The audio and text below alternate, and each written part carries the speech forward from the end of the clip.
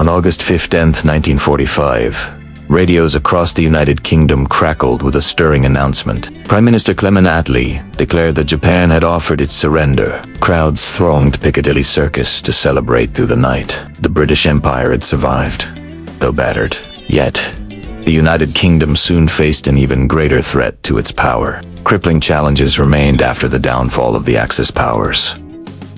Cities in the mother country were devastated. Rebuilding was as daunting as the government was bankrupt, owing $40 billion to foreign creditors by 1946. They were dependent on their ally, the United States, for funding, though friendly with the U.S.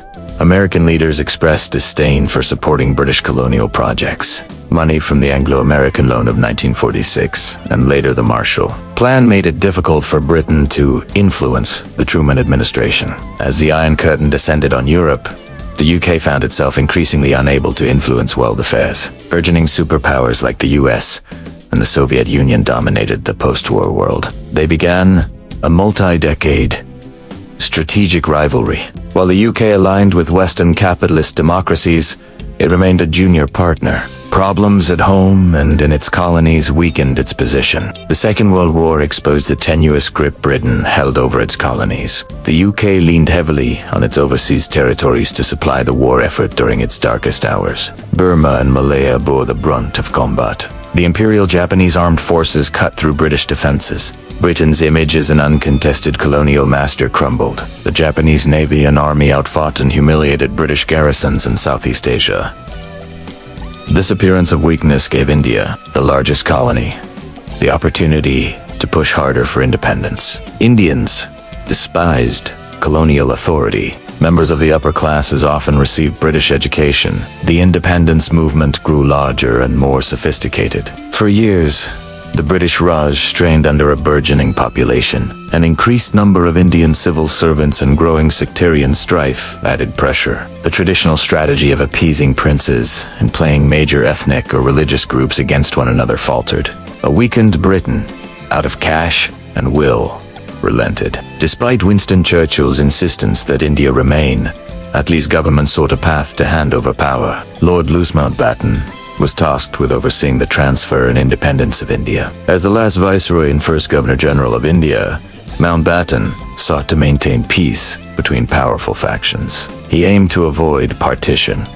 He and his wife hosted critical leaders of the independence movement, like Muhammad Ali, Jinnah, Jawaharlal Nehru, and Mahatma Gandhi. Decades of exploiting divisions hamstrung their efforts. Despite his preference to maintain the status quo, Mountbatten reasoned that partition was the only peaceful solution under his time constraints. Independence brought a tumultuous and bloody partition of India between Hindus and Muslims. Minority religious and ethnic groups suffered terribly. Massacres and street battles erupted across the subcontinent. The British colonial police and military forces were too small and intimidated to prevent the worst violence. The loss of India stopped. 4 decades. The civil service in India had served as a training ground for ambitious members of the British government, military, and press. The Imperial project captured the imagination and attention of British society and culture. The Raj had long been known as the jewel in the crown of the British Empire. At its age,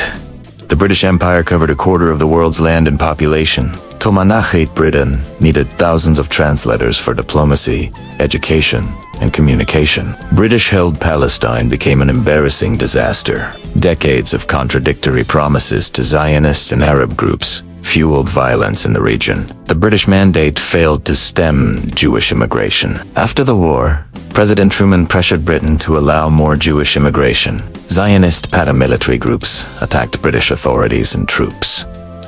Colonial responses were criticized as anti-Semitic. To avoid further costs, Britain dissolved the mandate on May 15, 1948.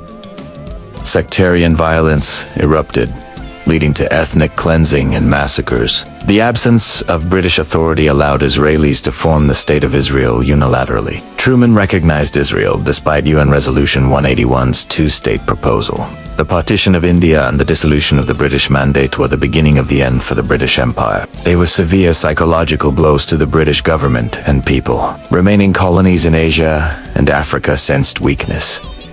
Independence movements in Burma and Malaya rose. When the Conservative Party returned to power, negotiations soured. Repression became the new strategy. With communism looming, quashing these movements gained extra priority. During the Malayan emergency, Britain supported Malaya's democratic independence process. At the same time, they fought the Communist Malayan National Liberation Army. With Commonwealth support, insurgents were defeated in 1960, 3 years after Malaya's independence. African British colonies also sought independence. Breaking away involved negotiation and suppression of insurgents. Colony by colony, a pattern emerged. The more Europeans in a colony, the more willing Britain was to use force. Kenya's struggle for independence was particularly bloody. Racism and reprisals marked Britain's response to the anti-colonial Momo movement. Guerrilla fighters and alleged supporters were placed in detention camps. The Suez crisis revealed the bleak reality of British international power. Egyptian President Nasser nationalized the Suez Canal Company in 1956. Control was seized from British and French shareholders. The canal was strategic in both world wars. France and Britain demanded Nasser return the canal. Nasser refused, asserting Egypt's ownership. Britain partnered with France and Israel to secure the waterway. The United States refused direct participation. Military forces overwhelmed Egypt, but Cold War superpowers intervened. The US and USSR agreed. Britain, France, and Israel had to withdraw. Egypt would operate the canal independently. This was a devastating reminder of global power. Britain was no longer a top Not all decolonization led to civil war. Nigeria gained independence peacefully. By the late 1950s, Britain saw maintaining colonies as a financial drain. Granting freedom made economic sense. Loss of prestige after the Suez Crisis encouraged further releases of African colonies. Decolonization affected British society. Immigration from former colonies reshaped demographics. The Windrush generation arrived from the Caribbean after 1948. People from Kenya, Pakistan, India, and Hong Kong formed communities in British cities. Discrimination and racism from native Britons grew, especially during financial hardships. The troubles in Northern Ireland escalated. Though most of Ireland became independent in 1922, the Northeast remained in the UK. Violence between Catholics and Protestants, Unionists and Nationalists erupted. The IRA insurgency caused street battles and terrorist attacks from the 1960s to 1998. The Good Friday Agreement brought uneasy peace. Violence spilled into Great Britain through IRA plots. The British public felt insecure and anxious. The UK retained tiny, far-flung outposts globally. Though not resource-rich, these islands were strategically important. Gibraltar, Diego Garcia, and Cyprus served as military bases. They allowed Britain to project power far from home.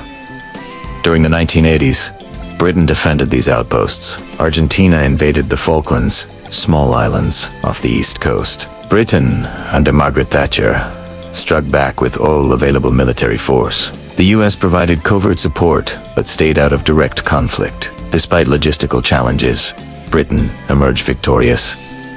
This victory revived national pride. The Conservative Party won a landslide re-election in 1983.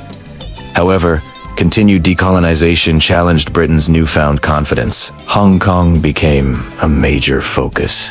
The Crown had permanent access to Hong Kong Island, while new territories were leased for 99 years in 1898. After World War II, Communist China took control of Beijing. Hong Kong remained a sensitive issue. The British negotiated, but could not retain control. The transfer of Hong Kong occurred on July 1, 1997.